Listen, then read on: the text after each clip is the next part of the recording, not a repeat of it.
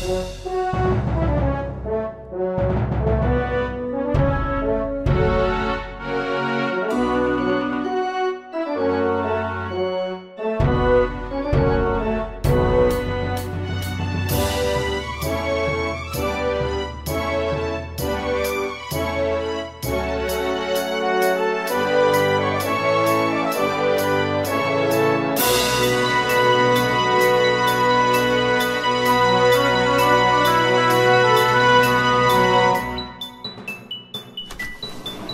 à tous et bienvenue pour ce numéro de Boomka, j'espère que vous allez bien à la maison.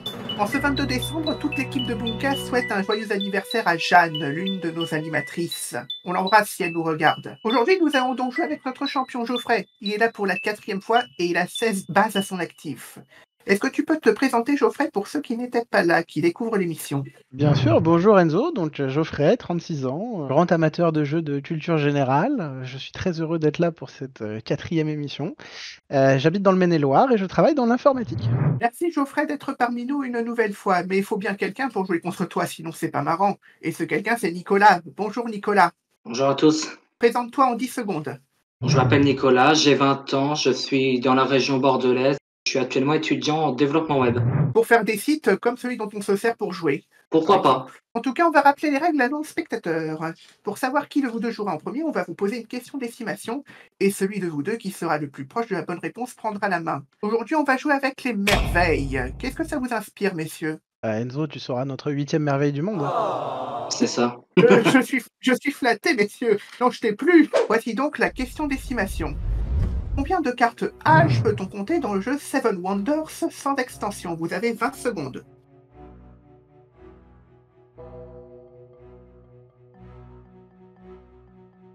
Et vos 20 secondes de réflexion sont désormais écoulées, messieurs. Geoffrey nous a répondu 9.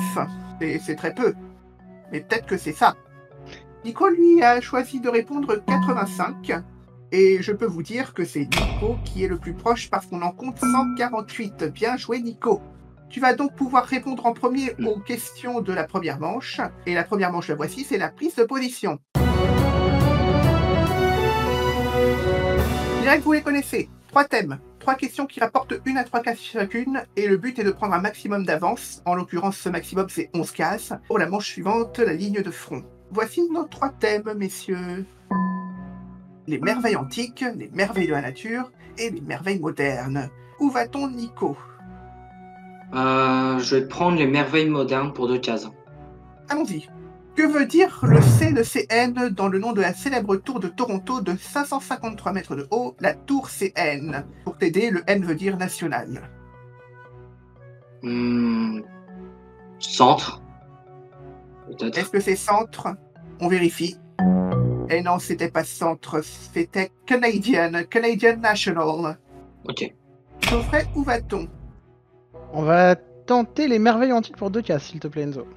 Quel colosse est l'ennemi du premier niveau du jeu vidéo God of War 2? Je sais pas, je vais dire Chronos. Est-ce Chronos? Verdict.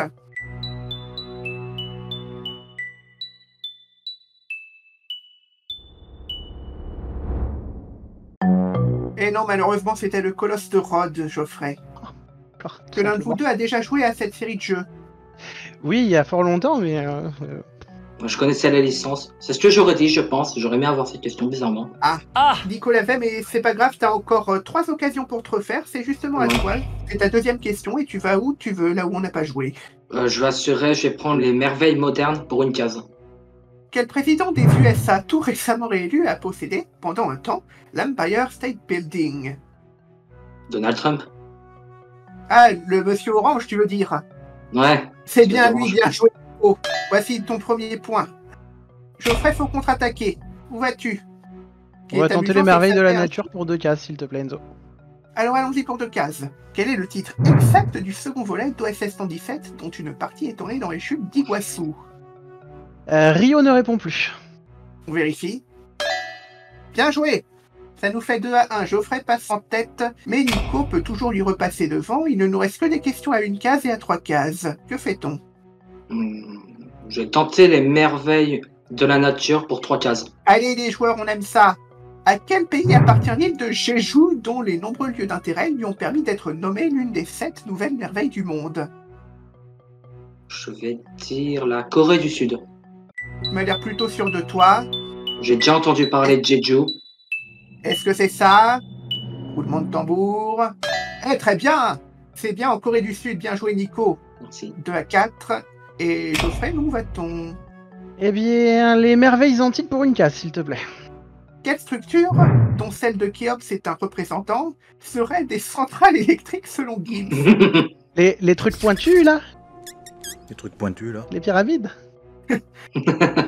Bon, a priori, pas trop de suspense. Sont-ce les pyramides? Exactement. Nico, c'est ta dernière question. Où va-t-on? Le terme à portée de chance, je vais prendre la dernière case des merveilles de la nature. Comment s'appelle le plus grand lézard du monde, aussi appelé dragon de Komodo, car il vit notamment sur l'île du même nom? J'ai déjà entendu parler, mais je sais pas son nom par contre. Ouais, je veux dire qu'il s'appelle Jeanne, mais c'est pas ça. Je crois qu'elle va apprécier qu'on l'appelle le dragon de Komodo, surtout pour son anniversaire. C'est ça. Mais ça va pas. Est-ce que c'est Jeanne, la pauvre? Non, c'est Elphar, Nico. Ok. Geoffrey, c'est ta dernière question et donc c'est ta dernière occasion de passer devant Nico. On peut jouer qu'avec des questions à 3 cases. Ouais. Eh bien, on va tenter les merveilles plouf modernes, s'il te plaît.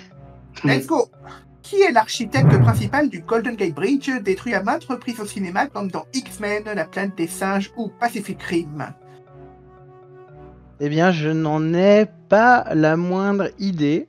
Donc, non, je ne sais pas. On peut quand même tenter un truc au hasard pour 3 Ouais, cases. allez, on va tenter Bartholdi. S. Bartholdi, attention, pour 3 cases. Pour prendre la tête de cette manche. Non, c'était Joseph B. Strauss. On cherchait. À l'issue de cette manche, ça nous fait donc 4 cases pour Nico et 3 pour Geoffrey. Mais rien n'est joué parce que juste après, on a la ligne de front. Mais si vous voulez savoir comment vous inscrire, écoutez ce que Lucie a à vous dire. Vous aimez notre émission? N'hésitez pas à nous soutenir en vous abonnant à notre chaîne YouTube, en partageant nos vidéos. Et si vous souhaitez rejoindre l'aventure Boomka, vous pouvez postuler au casting via le lien en description. Alors, prêt pour l'aventure? Celui de vous deux qui arrivera à s'emparer des 18 cases remportera cette émission. Geoffrey joue pour une 4e finale, Nico pour une première. Les questions se jouent au buzzer et elles valent une case au départ, mais toutes les minutes, leur valeur va augmenter d'une case. Bonne chance à vous deux, messieurs, et que le meilleur gagne. Voici notre première question. Dans quelle comédie française entend-on Alain Chabat crier « Mais barrez-vous, con de mime » Geoffrey. La Cité de la Peur. Oui. Quel président français serait mort d'épectase en faisant l'amour avec sa maîtresse, Nico? Ah, c'est... Non, je l'ai plus. C'était Félix Faure, désolé. Ah, Au jeu du loup-garou classique, quel personnage a le pouvoir de tuer, de ressusciter ou de donner un... Nico. la sorcière. Bien joué. Un 4 quarts est composé à parts égales de beurre, de farine, de sucre et de quel autre ingrédient? Nico. Les œufs. Bien joué. Quel est le nom de l'architecte de la Cité radieuse à Marseille? Geoffrey. Le Corbusier. Bien joué. Ouais. Quel territoire d'outre-mer a pour capitale Fort-de-France? Geoffrey. Martinique. Oui. À quel animateur pouvait-on dire que son compte était bon le 7 août 2020? Nico. Ah, Vincent Lagaffe. Non, c'était Patrice Laffont. Ah, oui. Quelle lettre diffère entre le cri de la grenouille et le cri du corbeau? Geoffrey. Le R. Bien joué.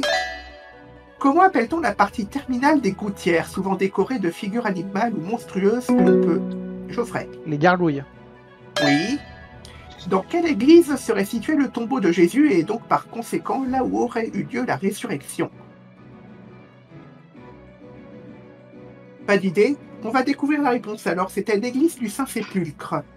Quel grand couturier a habillé Madame Monsieur, le duo qui a représenté la France à l'Eurovision en 2018, connu pour sa marinière? Geoffrey. Il revient pas. Gauthier. Oui, il est revenu quand même. Bien. Quel terme de botanique désigne le mode de multiplication consistant à donner naissance à un nouvel individu à partir d'un organe ou d'un fragment d'organe isolé? Geoffrey. Semi. Non, c'était le bouturage. Dans quel film de Jean-Pierre Jeunet peut-on voir un natte-jardin voyageur et un... Geoffrey. Le fabuleux destin d'Amélie Poulain. Oui. Quel champion de Bunka a précédé Tristan? Nico. C'est Matisse. Non, c'était Vincent. Mathis, il est Ah. Ah, Quel chef d'entreprise est surnommé l'Oracle d'Omaha grâce à son succès avec Berkshire Hathaway? On l'a pas. On va dévoiler alors, c'était Warren Buffett. Quel est le nom des biscuits marseillais parfumés à la fleur d'oranger, souvent préférés aux crêpes lors de la Chandeleur? On va découvrir alors si vous l'avez pas, c'était la navette. Quel des trois relie le golfe Persique au golfe d'Oman? Pas d'idée. On va dévoiler alors, c'était le détroit d'Ormuz. Quel empereur romain a succédé à Auguste en l'an 14? Nico. Tibère. Bien joué. Quel est le prénom de la petite fille aux cheveux roses dans le manga Spy X Family? Nico. Anya. Bien joué. Et remonte, attention. Quelle chanteuse qui a assuré la première partie de plusieurs concerts de Taylor Swift peut accompagner votre café du matin avec son titre Geoffrey. Ah, j'ai oublié son nom. Bah, ça va pas revenir. Non, là, ça reviendra pas. C'est. Non, c'était Sabrina Carpenter. Dans la mythologie nordique, quel dieu a causé la mort de Balder avec une flèche de gui grâce à une ruse digne de ce dieu de la malice? Geoffrey. Loki. Bien joué. Quel médecin devez-vous consulter si vous souffrez de varices, de phlébite ou d'une maladie des artres? Geoffrey. Un endocrinologue. Non, c'était un angiologue. Dans quel monument construit pour l'exposition universelle de 1900 pouvait-on assister aux compétitions d'escrime lors des JO de Paris 2024? Nico. Le Grand Palais. Ouais. Dans le domaine du commerce, que veut dire le C du sigle B2C? Geoffrey. Consommateur. Oui. Quelle série policière américaine a donné naissance à des spin-offs, tous introduits par une musique des Who, comme Vegas? Geoffrey. Les experts. Oui. Quel MMORPG dans lequel vous pouvez jouer un orque de la Horde? Geoffrey. World of Warcraft. Et c'est gagné pour Geoffrey qui signe une 4e victoire. Félicitations. Bravo. Ça a été dur, j'ai eu peur là. Belle remontada, Nico. Hein. C'était compliqué. Ouais, Merci. t'as pas démérité non plus, Nico. Alors bravo à toi aussi. Merci. Est-ce que tu aimerais saluer quelqu'un avant de partir?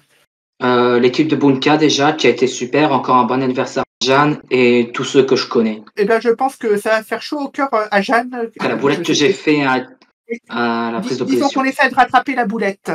Ouais, c'est ça. T'en fais pas, elle te pardonnera, j'en suis persuadé. Geoffrey est donc en finale pour la 4e fois, et sa finale, la voici, ce sera l'attaque.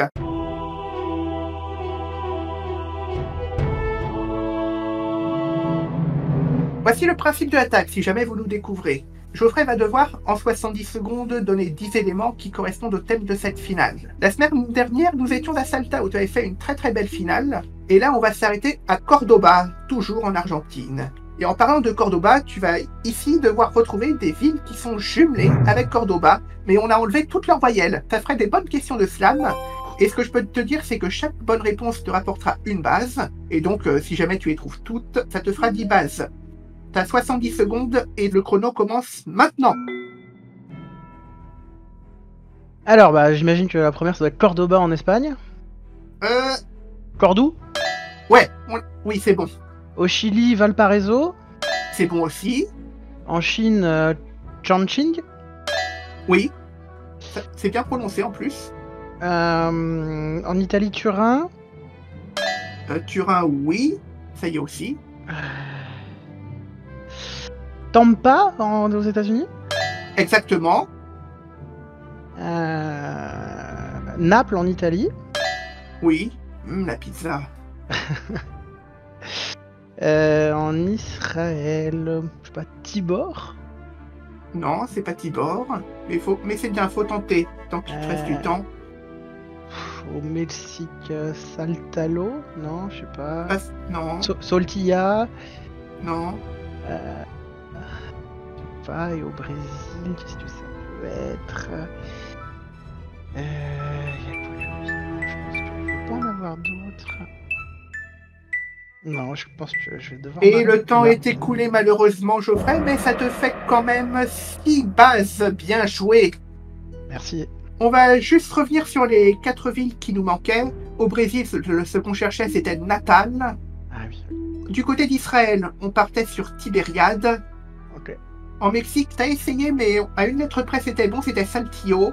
Ah, dommage. Et en Russie, on se rendait à Ivesque. Résultat des courses, ça nous fait pour le moment 4 victoires pour Geoffrey et 22 bases à son actif. Et la semaine prochaine, vous retrouverez Lucie à l'animation en compagnie de Geoffrey et d'un autre candidat. Passez une bonne journée à la maison et soyez heureux, c'est l'essentiel. Ciao!